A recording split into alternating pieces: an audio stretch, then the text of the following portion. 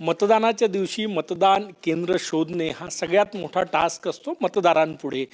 ते काम सोपी केलेलं आहे नागपूर महानगरपालिकेनं नो युअर वोटिंग सेंटर या युनिक फॉर्मॅटच्या माध्यमातून. सर नेमकं काय कन्सेप्ट आहे? राज्य निवडणूक आयोगाचं जे मताधिकार ॲप आहे त्याच्यामार्फत आपण प्रत्येक मतदार जे आहेत ते आपलं नावाने आणि इपिक नंबरने आपला बूथ नंबर जो आहे तो शोधू शकतात. त्याच्या पलीकडे जाऊन अतिरिक्त म्हणजे मतदारांना सुविधा व्हावी आणि त्यांचं एक्झॅक्ट लोकेशन जे आहे बूथचं ते त्यांना मिळावं.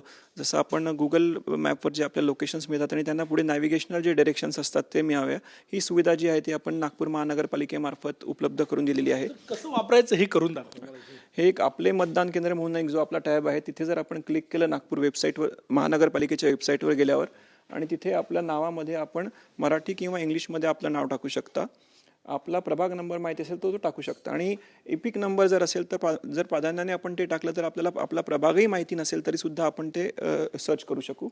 आणि याच्यावर फाइंड माय बूथ केलं तर आपल्याला बूथचा नंबर येतो, नाव आणि नंबर प्राप्त होतं. आणि त्याचबरोबर जर आपण पुढे क्लिक केलं तर आपल्याला त्याचे जे डायरेक्शन्स जे आहे त्याचं गुगल लोकेशन मिळतं आणि गेट डायरेक्शन्स दाबलं तर आपल्याला तिथून आपल्या लोकेशनपासून तर ते मतदान केंद्रापर्यंतचं नॅव्हिगेशन जे आहे ते आपल्याला उपलब्ध होतं.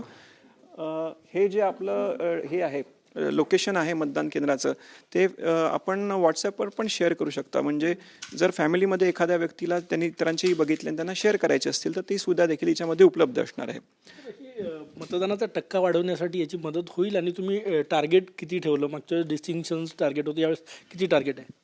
नाही, मतदानाचा टक्का वाढवण्यासाठी याचा फायदा असा होणार आहे एक तर की आपलं मतदान केंद्र जे आहे ते आपल्याला अधिक सोयीने तुम्ही तिथपर्यंत नागरिक पोहोचू शकतील. पर्टिक्युलरली जे आहे ते नवमतदार आहे ज्यांनी याच्यापूर्वी मतदान केलेलं नाही आहे आणि काही प्रमाणामध्ये मतदान केंद्र ही विधानसभा इलेक्शनपेक्षा बदललेली असतात कारण संख्याही बदललेली असते, तर ती त्यांना माहीत पडेल. त्यामुळे वोटिंगचा जो एक म्हणजे वोटिंग करण्याची जी एक हे आहे ती करण्याची शक्यता जी आहे ती अधिक हे होते. या व्यतिरिक्त आम्ही स्वीप ॲक्टिव्हिटीज मार्फत देखील प्रयत्न केलेले आहेत की मतदानाचं पर्सेंटेज वाढावं.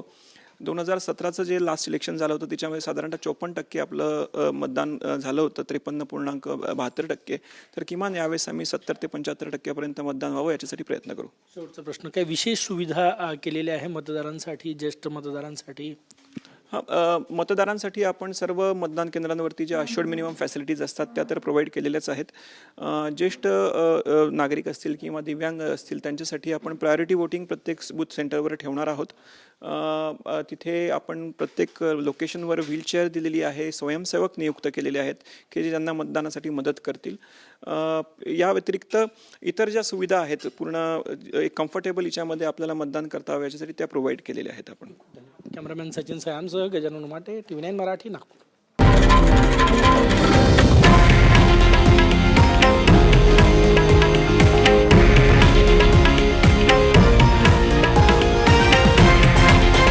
हे आहे देशातील नंबर 1 न्यूज नेटवर्क आणि आपण पाहत आहात TV9 मराठी, एकमेव.